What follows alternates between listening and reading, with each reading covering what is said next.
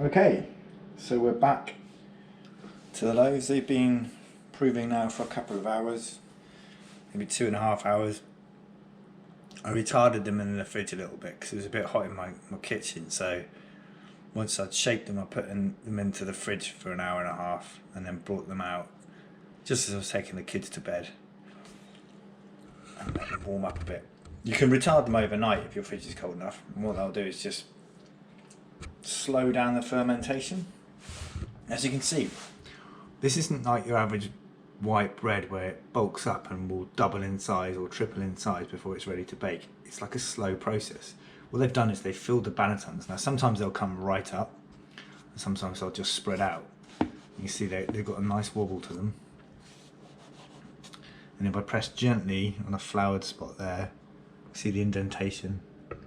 Kind of doesn't come all the way back up, it leaves a nice indentation in there. And that's what we're looking for. So over here, I've got baking sheets ready. Now I've put some silicone baking paper on here, but you can lightly oil it as well. I wouldn't suggest ever putting them into the oven on a baking tray with nothing on there because they'll just stick and it's a real pain. I've put my oven on to the hottest it can get. I'm lucky enough to have like an oven that's got a steam function in it. It's alright, it's nowhere near as good as a stone baked oven. If you don't have anything like that, you can use a tray of ice and just literally chuck the ice in after you've put the bread in and it'll create a load of steam. But you'll never get the same effect as a proper baker's oven, but it does the job. Okay, so what we're going to do now is I'm going to show you tipping the bread out and scoring it. So I'll just leave these over here at the moment. I've got some flour and I'll show you what I'm going to do with that in a second. I've also got a tool over here which is called a lame. So you can see it's basically just a standing knife, a razor blade within a wooden handle. It's a fancy lame. But you can basically buy razor blades from any good kitchen shop, baker shop or hardware store. They'll do the same thing, just a really thin blade. When I first started doing this I used a bread knife, with a sharp bread knife, cut through pretty well. Now what this will do is you put a slash in the bread and that allows you to control where the bread expands and rises, and therefore it won't kind of split out the bottom where the seam is, and that's basically what this English can do. So this slash, what you want to do is go and kind of be really confident about it. You can make it pretty or you can just make it functional, it's up to you. We're going to do a pretty one, show you how it looks.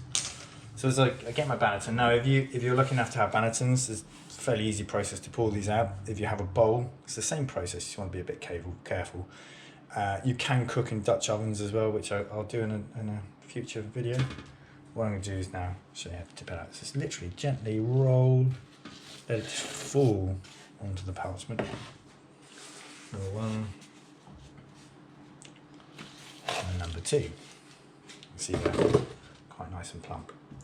Now I've got the flour here. What I'm going to do is give it a dusting. Now this isn't essential. What it allows you to do is get quite creative with your scoring. So as you slash through it, as it opens up, you're going to get kind of like the contrast between the flour and the slash. Now if you see, watch, this has to be a fluid motion. So you start here, slash, opens it up, start, slash. If you're hesitant and not confident, you'll tear it, and that's not what you're looking for. I'm going to put some leaves in there. Again, this is not essential, just for aesthetics. The main essential one is that big slash there. That's the one that's going to allow the bread to open up. And there we have it. That's how they look before they go in the oven.